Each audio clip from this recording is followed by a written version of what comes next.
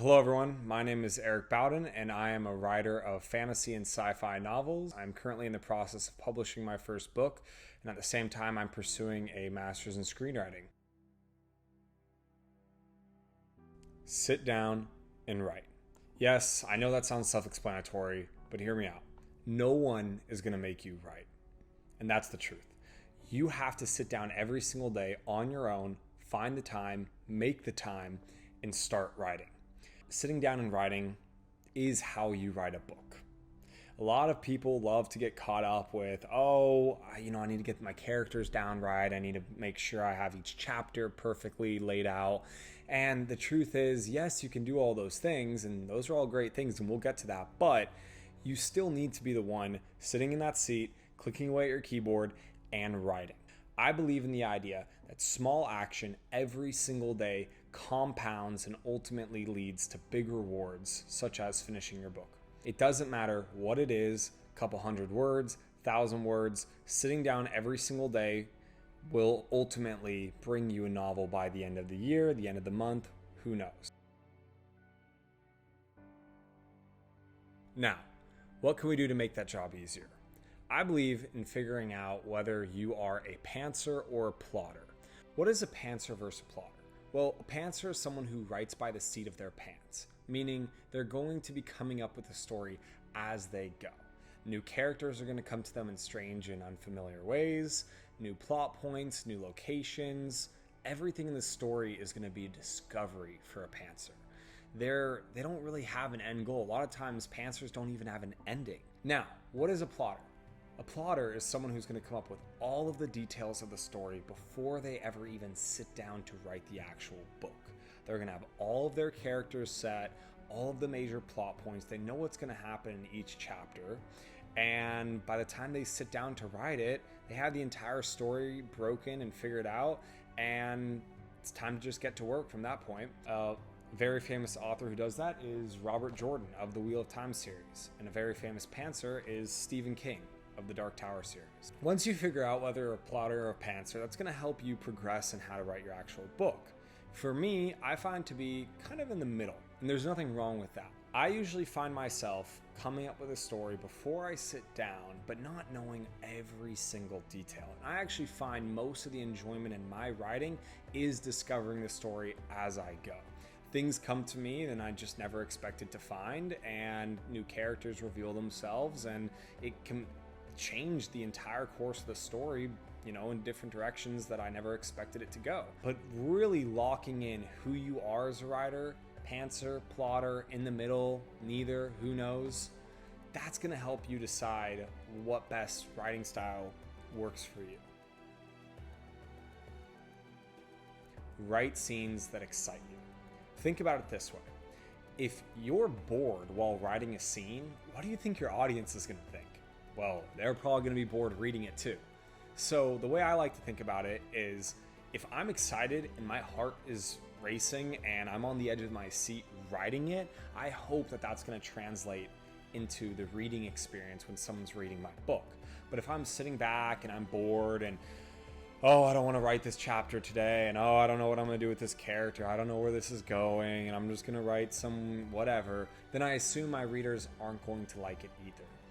And that is just the way I look at writing, is that if you're not getting your own heart pumping, then how do you expect to get your readers' heart pumping? I find a lot of authors and a lot of writers too will write stuff that is just, it's just kind of meh. It's just kind of boring. It's like, well, what are we doing here? Are we progressing the story? Are we progressing the characters? No, you can just tell there's no energy that day when they sat down to write. They had no idea what they were doing. And I like to write with energy. I like to write with purpose. I like to write with passion. And I usually find that translates really well into the reading experience. Write with energy. What does writing with energy mean? Well, writing with energy is the idea that you are propelling the story rather than just kind of letting things happen. You're propelling the reader. You're guiding them through the experience. You're making it visceral. You're making their heart pump. You're giving them energy. You are, like I said, drawing them to the edge of their seat. you are fully immersing your reader into the story. They can feel every punch, every kick, every blow. They can see the blood splattering. They can see the explosions rising in the distance and the earth shaking underneath them. They can feel rocks crunching under boots as soldiers march down a road. They can feel the heat on their faces as a mage shoots out fire from their hand.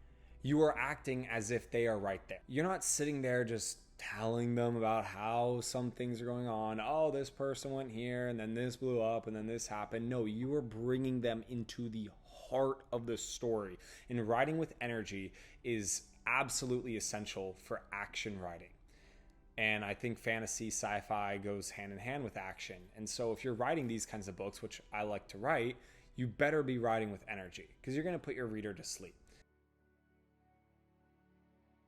Writing with music will also help with writing scenes that excite you and writing with energy. I find that when I'm writing a very emotional or sad scene, I like to put on music that reflects that because it helps me really get into the feeling and the emotions of that scene.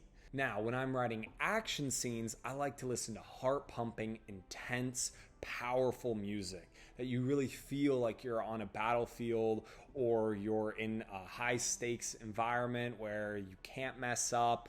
Every moment matters, every action matters. I like to listen to stuff that really transports me into that high-stress environment. And while I'm writing, I actually find that I'll write faster in those moments while listening to that kind of music. Now, why do I do this? Coming from a screenwriting background and someone who watches a lot of movies, I love when a soundtrack really moves me. And it makes me sad that books don't necessarily have a soundtrack. So I like to add my own soundtrack in while I'm writing. So I like to have the music reflect what I'm writing, whether it's emotional scenes, whether it's action scenes, whether it's fun, happy scenes or melancholy scenes, or dark scenes. I'll go onto YouTube and I'll type in, for example, Sith ambience, and I'll listen to some dark, Sith music from Star Wars, and that will help me get into the mind of my villain while he's scheming or plotting something evil or doing something evil. And then I like to listen to heroic music when my main character is going in and saving the day. Sometimes I'll even send a song to my friends and say, hey, when you're reading this chapter of my book, listen to this song at the same time because this is what I listened to while I was writing it. So I highly, highly, highly recommend listening to music while you're writing. I think it's going to make your process a little bit easier. It's going to make those action scenes feel a little bit more visceral in your mind. And then for the more emotional scenes, it's just going to get you that connection that you really need to lock in and get into the shoes of your character and feel what they're feeling. I just find that works best for me, and I just love listening to music. When I'm trying to come up with something like a medieval castle in a fantasy world, I don't have references in my real life just to go look at that. But we have an endless assortment of images online that you can use that you can refer back to. I find that looking at these images helps to spark my imagination and really get my thoughts going and helps me picture what I'm seeing more clearly. I'll do that for really anything. I could just be looking at a view, I could be looking at the ocean, I could be looking at a rolling field, and I'll go ahead and just look up that idea on Google and then go back and forth and look at the image and then compare it to the image in my mind and just try and see if there's little details that I'm missing or seeing just a few extra things that I could describe that could just improve my writing. And I find that when I do that, it helps to solidify the image that I have in my mind. I find that my motivation to write is just intrinsic. I find that if you truly love what you're doing, it doesn't feel like work. And every time that I sit down to write, I usually say, wow, I'm very fortunate to be able to do this right now. Because writing really is a privilege. And if you absolutely love it, then I don't really feel like you need motivation to write. No one ever has to tell me to write. I feel like if you're constantly searching around for the motivation or, oh, how am I going to write today? Or, oh, I got to write today, you're not writing fun and exciting stuff. You know, I always get excited to sit down and write, and motivation for me has just always come naturally. You know, there's some days where, oh, I want to go play video games, or, oh, I want to go watch a movie, or, oh, I want to go read a book, and I don't really feel up for writing today. I always remind myself of, well, when you finish the book, imagine that feeling when you send it out to people and you start to get that feedback, and people tell you, oh, I love this scene, oh, I love this character, oh, I've really enjoyed this part of your book, and you start to see the fruits of your labor. And to me, seeing people's reactions to things that I create, that's what keeps me writing and creating things myself. So that's mainly where I get my motivation, is knowing that other people are going to be able to read this as long as I finish it. But if it just sits here on my hard drive, no one's going to be able to read it, no one's going to be able to enjoy it, and it all comes down to me if I'm not the one to finish this book. And if you want the motivation to come solely from yourself, then you got to find ways to enjoy the actual writing process. It's also sometimes not about the destination of once the book's done. It's just about the journey of actually writing the book. Oh, that was a really fun chapter to write. I really enjoyed that. Oh, that was a really cool character to discover. Oh, I came up with a new plot point, and now I'm going to be thinking about it for the rest of the day. So you really have to find that motivation within yourself, and then also think about the bigger picture of potentially once you can send it out to somewhere and have people read it and enjoy it themselves. I hope you all enjoyed this video, and going forward, I'm going to be doing a lot more like these where I'm talking about writing advice. I'm also planning on doing book reviews, book hauls, talking about my favorite books, things like that. And then eventually, as I continue to move forward with this publishing process and eventually get published in the future, I'm going to be doing in-depth breakdowns of my books, the writing processes, characters, plot points, spoiler talks, everything. I could even do Q&As, pretty much just anything you guys want to see, and we'll just go from there, and hopefully I can deliver that content.